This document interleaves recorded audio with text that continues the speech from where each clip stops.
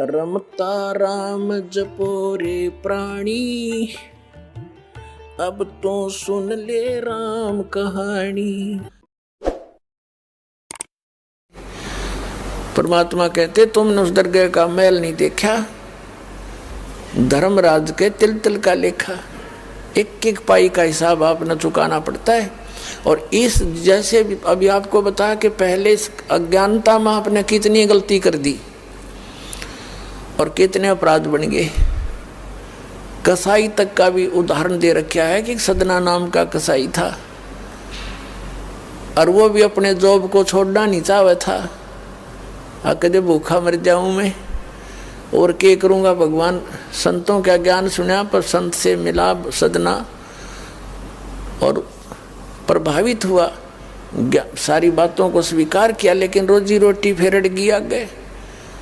संत परमात्मा स्वयं आते हैं साधु रूप बना के अपनी प्यारी आत्माओं को सतमार्ग बताते हैं। कबीर परमेश्वर आते हैं, साधु रूप में बैठे थे तो सदना कसाई ने सत्संग सुना। परमेश्वर जो संत रूप में आए हुए थे कबीर जी, बड़ा प्रभावित हुआ, अपने कर्मों की तरफ झांका और कहा भगवान मैंने तो नाश कर लिया, क्या मेरा भी उद्धार हो सके गुरुदेव, हे महात्मा जी। तब संत ने कहा, संत रूप में परमात्मा विराजमान थे, कहने लगे भाई आगे पाप करो ना और पिछले माफ हो जाएंगे, इस भक्ति साधन से मैं बताऊंगा ऐसे। वो कहने लगा जी, परमात्मा ने पूछा तू कौन है भाई, कि मैं कसाई हूँ जी, मैं कसाई हूँ, कसाई सदना कसाई, सदना नाम मेरा सदना नाम है, क्या मेरा मुझ पापी का भी उद्धार हो सकता है। परमात्मा ने कहा भाई होगा, कति हो जाएगा, पर बेटा आज्ञा ना करिए। कहने लगा जी क्यों कर बात बनेगी, और तो कोई साधन नहीं रोजी रोटी का। परमात्मा संत जी ने कहा, परमात्मा संत रूप में बैठे थे, बेटा पेट में भगवान न पाला तू, जब कौन रोटी लेकर जाया करता तेरी, कौन पहुंचाता था। और माँ के गर्भ से बाहर आते ही माँ के सतन में दूध दे दिया, उससे पहले दूध नहीं था, तो क्या अब वो तेरी संभाल नहीं करेगा। लेकिन ये तो एक हमने औपचारिकता सी बातें लगती हैं, क्योंकि हम दूसरे रंग में रंगे हुए। कहने लगा जी मेरा तो काम ना चले, बालक भूखे मर जाएंगे, मेरा तो और कोई काम नहीं, मैं तो नौकर हूँ एक कसाई का और मन्नत यू काम करना पड़ेगा। तो परमात्मा ने सोची भाई ये तो सारे बांध रखे काल ने। कहा, परमात्मा ने कहा बेटा इसने छोड़ दे तू। तो सदना कसाई कहने लगा महाराज ये कुकर छोड़ो, भूखे मर जाएंगे, बालक कर नाम लेना चाहे उठे नहीं, मेरा उद्धार कर दो गुरुदेव, उद्धार कर दो, मैं तो कति नरक में गया।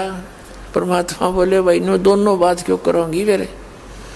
फिर परमेश्वर ने सोचा चल भाई चाकस होती है इसकी तो बहुत जबरदस्त इच्छा भगवान में। तो मालिक ने कहा ठीक है बेटा तू नो करिए, एक अपना लिमिट बना ले कि इससे ज़्यादा नहीं बकरे काटेगा,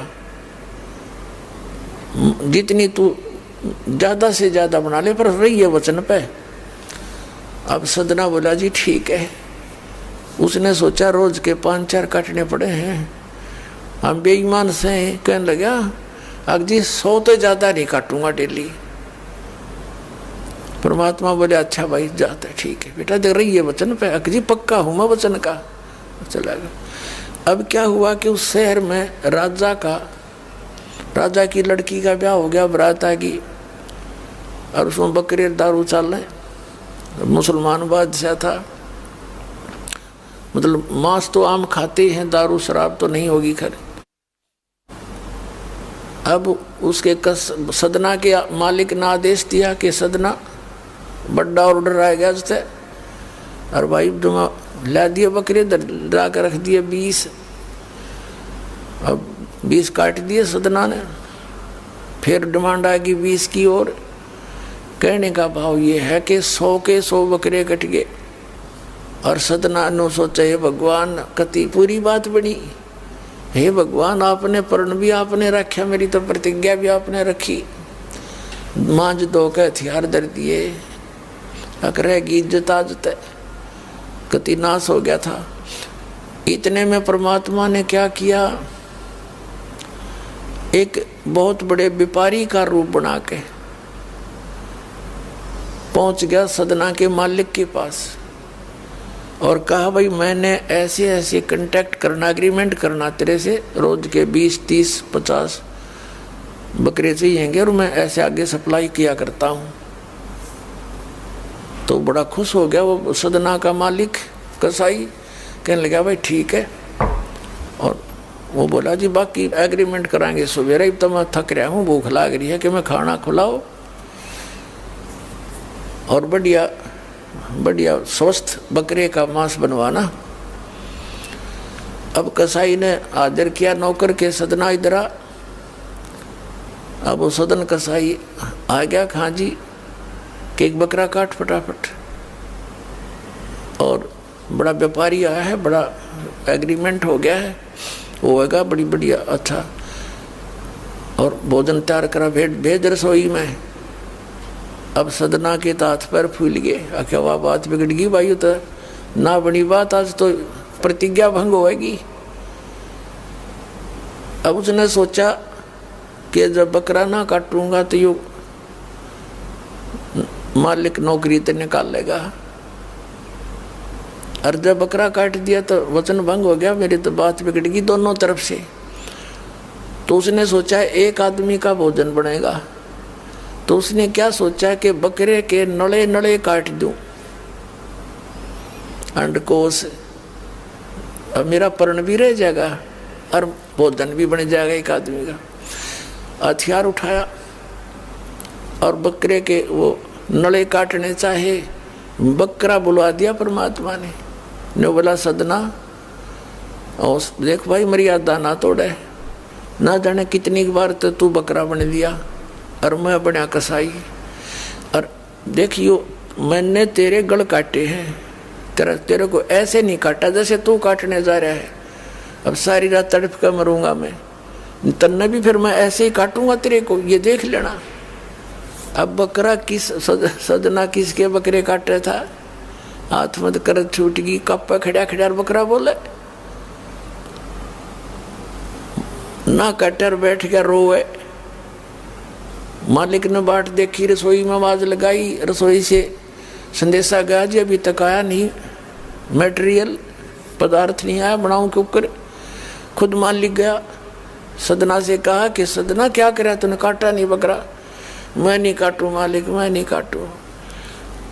उसने सोचा ये तो दुश्मन है, ये प्रसन्न नहीं है मेरे इस एग्रीमेंट से, ये काहे का नौकर है।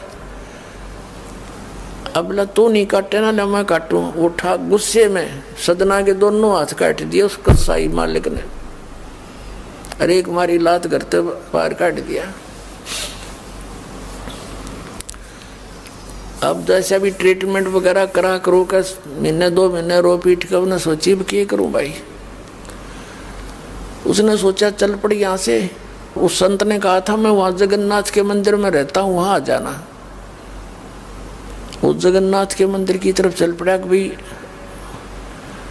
परमात्मा ने जब इतना चमत्कार दिखाया है, बकरा बोलिया, इसे बुंडे काम ना मैं तो कदे भी ना करूं, मरवा से जीवा से भूखे मरे। आदमी की कही तो ना जच्चे पर वह तो सच्ची होगी, सामने तो जुल्म हो गया। यूँ तो बहुत बुरा जो है ना एक रूटीन है, यूँ नहीं करें भाई कति भी। संत साची के थे वो उस दिन जच्ची उसके, उस गुरुदेव के पास समाधान के लिए चल पड़ा। देख कहाँ तक बिजली गिरती है इस बुंडे कर्मों से, कैसे फिर जो मालिक परम संत की शरण में आ जा रक्षा कैसे होती है। अब वो चला जा रहा था, पहले सरपंच नहीं होते थे, नंबरदार होली सोली होता था गांव का, और 5-4 गांवों में से एक गांव वाले व्यक्ति नंबरदार को कोई विशेष और पावर दे देता था राजा, जिस वो दंडित भी कर सकता था अन्य किसी उनको। एक नंबरदार के घर पे रास्ते में जा रहा था, नंबरदार के घर पे रुक गया और कहा जी मैं रात न रुकूंगा, मैंने आगे यात्रा पे जाना है, जगन्नाथ में जा रहा हूँ। तो पहले धार्मिक वैसे तो आम व्यक्ति की बहुत इज्जत करता थे, अतिथि की, नंबरदार ने सदना को रोक लिया, रुक जा भाई, भाई रोटी खाइए, अलग से व्यवस्था कर दी, खाना खुना खा ठाठ तरह। अब क्या हुआ कि उस नंबरदार की पत्नी जो थी वो बैड कैरेक्टर थी, उसने सदना के साथ दुर्व्यवहार करने की चेष्टा की। वह रोने लग गया, माई मत महा दुखी व्यक्ति हो, रात काटनी है, काटन दे तो काट लेने दे, न मैं भी चला जाऊंगा। तो उसने फिर शोर मचा दिया, अपनी बेइज्जती समझ के लोग इकट्ठे हो गए, अक्यों मेरी इज्जत का गाक बने था, पकड़ लिया और वहीं उस शहर के अंदर, साथ में ही शहर था, वहाँ ले गए। राजा था, वहाँ का नवाब था, उसके सामने उसको पेश किया गया, उसको सजा सुना दी कि इसको मीनार में चिन दो, भुगत कर मरे। इसको कितना नंबरदार ने इसको इज्जत से रखा और इसने धोखा किया, उसी के साथ पत्नी के साथ दुर्व्यवहार करने की चेष्टा की। और उसकी पत्नी ने गवाही दे दी, जी मेरे ऐसे ऐसे सतन पकड़ दिए इसने।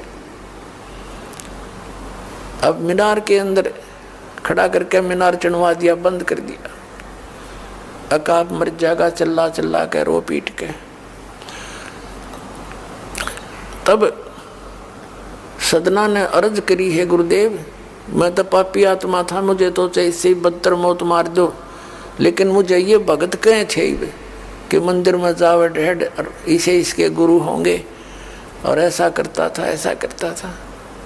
दाता आपके नाम पर बट्टा लग गया, तो मैं तो नीच था, तो इससे भी बुरी मौत मार देते। दाता इस भक्ति की इज्जत रखियो मेरे मालिक। इतना ही कहा था, वो सारा मीनार फट गया और ईंटें उन सरपंच के सर में लगी। उसकी पत्नी के दोनों सतन कट के वहीं गिर गए, खून चल पड़ा। और जिन्होंने ये संदेश सुनाया था, अन्याय का फैसला सुनाया था, उनके सर में ईंट लगी जा जाके। और देखा इतना आवाज हुई, आसपास सब भागे आए, देखने आए, और सदना के दोनों हाथ पूरे हो गए, कटे हुए नहीं रहे। बोलो सतगुरुदेव।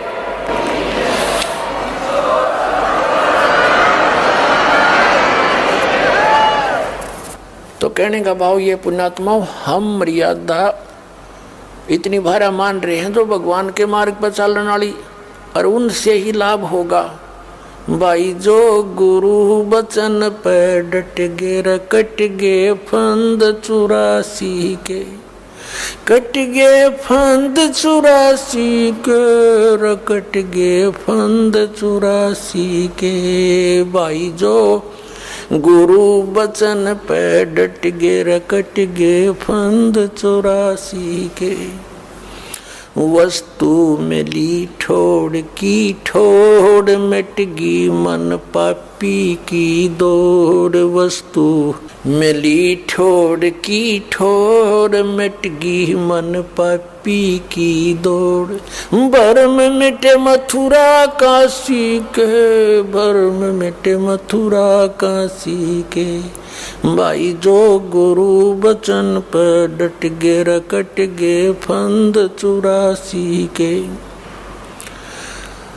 अब पुण्यात्माओं, सदना जैसे कसाई का उद्धार कर दिया उस परम पिता ने, तो आप का तो कहना है कि है जिस मार्ग पर लग जाओ, तो वही मार्ग, वही परमात्मा और वही ज्ञान, वो समाधान आज इस दास को दे रखा है उस दाता ने। इसका लाभ उठाओ, औरों को भी समझाओ, सत्य से परिचित हो जाओ। आप सुन रहे थे जगत गुरु तत्वदर्शी संत रामपाल जी महाराज जी के मंगल प्रवचन। अधिक जानकारी के लिए विजिट कीजिए हमारी वेबसाइट www.jagatgururampalji.org। संत रामपाल जी महाराज जी के शुभ आशीर्वाद से पूरे विश्व भर में 500 से भी ज्यादा नाम दीक्षा केंद्र हैं, जिन पर संत रामपाल जी महाराज जी द्वारा ऑनलाइन निशुल्क नाम दीक्षा दी जा रही है। अपने नजदीकी नाम दीक्षा केंद्र का पता करने के लिए संपर्क करें 8222880541।